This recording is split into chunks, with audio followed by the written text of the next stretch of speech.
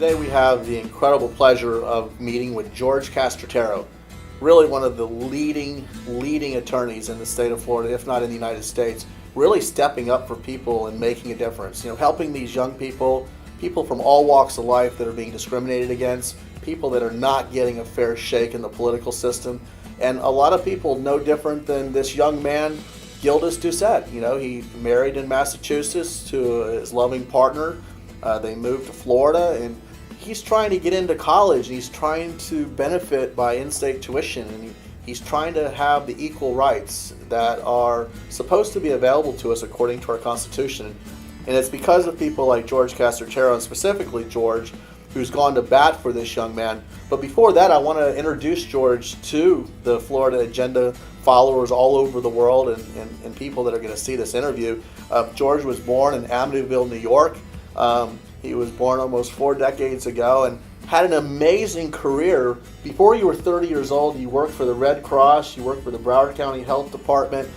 You did all these incredible things. You even ran the disease prevention program in Washington, D.C. for the Red Cross. So you were really moving up the ranks in community service and making a difference. Can you tell us a little bit about those days? Yeah, I started out thinking I wanted to be a doctor. And so early on I went to school for medicine, got a degree in epidemiology, and sort of the star goal for an epidemiologist is the CDC, like the movies you see. Sure. And so I had an opportunity to work for the National American Red Cross after about 15 years of working in the less desirable sort of circumstances. And while I was at the Red Cross, it was amazing. We were the largest national disease prevention program in the country, and the scope and impact was huge, and we were able to change people's lives in a way that was sort of inconceivable to me before that. And it was while I was at the Red Cross that I realized that maybe if I took myself even a little further, I might even be more effective. So I thought maybe I'll go to law school, and if I did, I could be a better epidemiologist. At the time, I didn't really plan on being a lawyer in the conventional sense. I expected to stay in public health.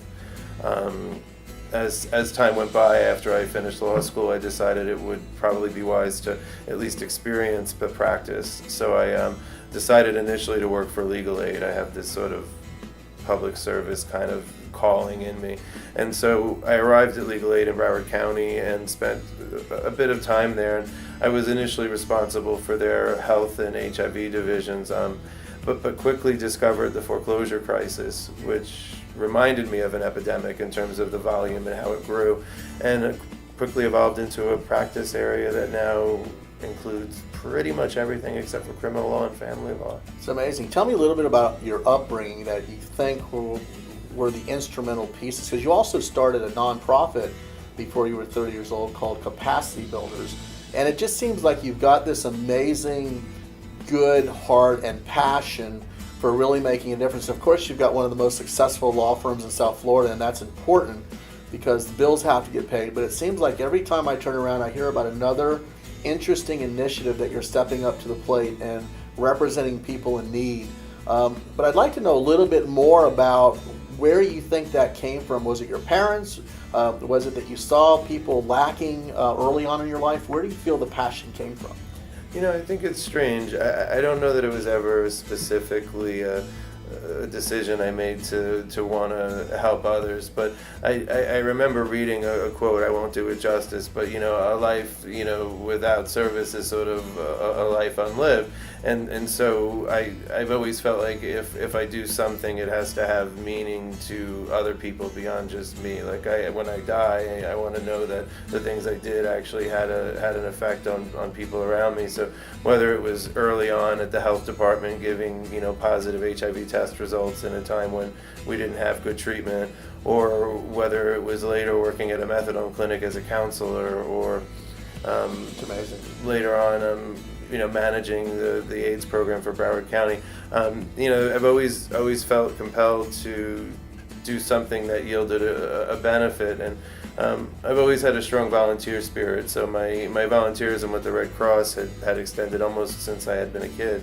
My parents used to take us to swimming lessons, and the Red Cross was the sponsoring entity. Wow. And so as a young kid, we learned about the Red Cross, and all through college, I taught lifeguarding and swimming and rescue diving, and all of that was through the Red Cross. And eventually that was what sort of sparked me to decide to join their workforce. And That's amazing. So that gives you a really amazing foundation. And then for the past 10 years, you've successfully had the George Castrataro law firm. And just this past last week, we had an exclusive on the FAU student, Gildas Doucette, and his partner, Paul Rubio. Tell us a little bit about, and by the way, you're doing that case pro bono, which again just really signifies the power and passion that you have. You know, there's a lot of people out there that want to make a difference, but they don't have the platform. They haven't built the foundation. You've done that in an incredible way. So tell us about that story and how you hope that this representation for this young man will make a difference in the case against FAU. Sure, it's kind of an interesting story because the firm itself, we try to represent about 15 to 20% of our total caseload on a pro bono basis. That's our goal. And so Gildas and his partner show up one day right before Christmas, and they explain that they're trying to get in-state tuition, and they run into this glitch. Generally speaking, in Florida, when you marry a Floridian, the state assumes you intend to permanently live here. It's just a sort of a standard assumption. And so Gildas, who had lived here since 2009, quite honestly, in my mind, had already established his residency and his domiciliary, but he still needed some basis, and so he goes to the registrar and brings with him his marriage certificate, which him and his partner obtained in Massachusetts just a few months prior, and they get a letter back saying that particular piece of evidence would not be considered because the state didn't recognize same-sex marriage. And it was not at that moment that I appreciated that this case would necessarily be huge. It was me thinking, this is a simple letter, I'll write it, we'll get this kid in state tuition, and we'll do some of our good pro bono stuff, it'll be great. But what happened after that was we did an appeal, and the appellate order kind of spelled out the perfect pattern of discrimination that would allow us to file the lawsuit that we filed in the appellate court just last week. Right. And what's amazing is sometimes it's the devil in the details, because in this particular case, if we prevail, it doesn't just address in-state tuition, but it would essentially force the state of Florida to recognize marriages that were lawfully entered in other states. And that's a fairly significant, ambitious goal, yeah. It would be a huge achievement because it would be another closer step to same-sex marriage being approved and being part of the rights of Floridians in Florida. What are some of the other initiatives that you think are most relevant that you could make it there? Whether you have that case or not, what would be a case that you would just love to tackle, and what initiative do you feel like you could make the biggest difference today? Well, I think our employment, the marriage recognition issue certainly is important. But from my standpoint, my firm I have 5 attorneys now on staff, so we do have a fairly large scope of practice areas, and many of them are just traditional practice areas like probate and bankruptcy and civil litigation. But we've recently grown our employment section, and I say we've recently grown it. I don't know that it was a deliberate thing, but we received so many calls from LGBT folks who have been discriminated against in the workplace that it necessitated really a full attorney just to deal with it. And there's no prohibition against discriminating against a gay person or a lesbian or bisexual person in Florida, meaning I could fire you in Florida because of your sexual orientation, and you have very little right to challenge that. There's also no federal prohibitions against it.